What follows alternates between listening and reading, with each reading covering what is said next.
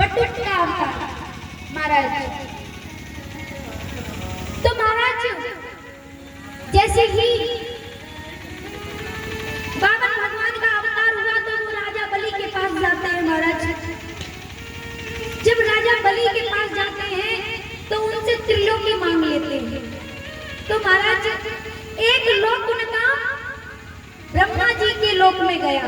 तो जैसे ही ब्रह्मा जी के लोक में पहुंचा महाराज तो ब्रह्मा जी ने क्या किया, बाबा भगवान के चरण धोकर जल अपने कमंडल में भर लिया महाराज, अपने कमंडल में भर लिया। और जो कमंडल में भरा वही गंगा मैया है महाराज। क्योंकि कहते हैं भगवान का चरण है, चरणों से ही गंगा मैया निकली है। तो उन्होंने चरणों को धुलकर अपने कमंडल में भर लिया तो उन्हीं का गंगा मैया का प्रकट हुआ। तो बोलिए गंगा मैया की जय हो। महाराज हम लोग कितना भी हमारी अस्थियां चली जाएंगी महाराज। तो महाराज जो भगवान के चरणों का जल निकलता है वही गंगा मैया है।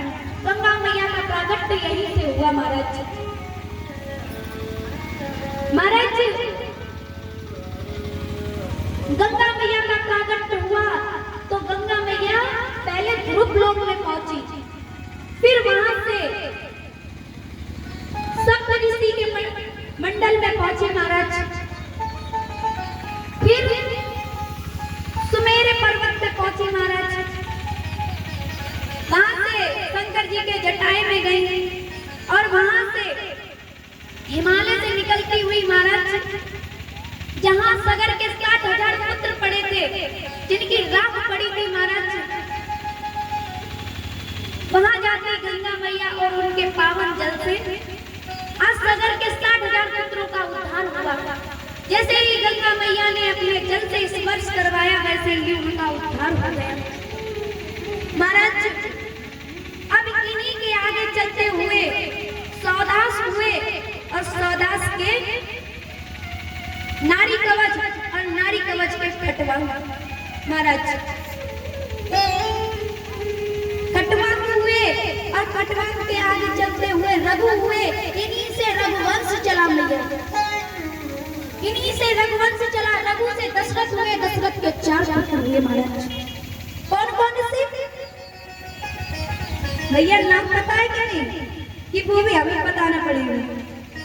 और तो हमने नाम बता ही दिए हैं, बाकी जो दशरथ के 4 पुत्र हुए उनका तो नाम पता होगा।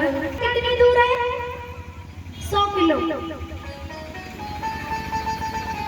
लेकिन महाराज आप इतनी दूरी होते हुए आपको राम जी के 4 भाई का नाम नहीं पता।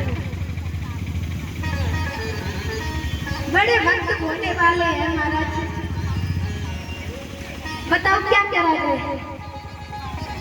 पता होगा कौन सी भैया हमें कोई बताओ तो सही ना। हम ये भी सोचेंगे कि कहीं दूसरी जगह कथा करने जाएंगे तो हम ये कहेंगे महाराज वहाँ के भक्त बहुत अच्छे थे।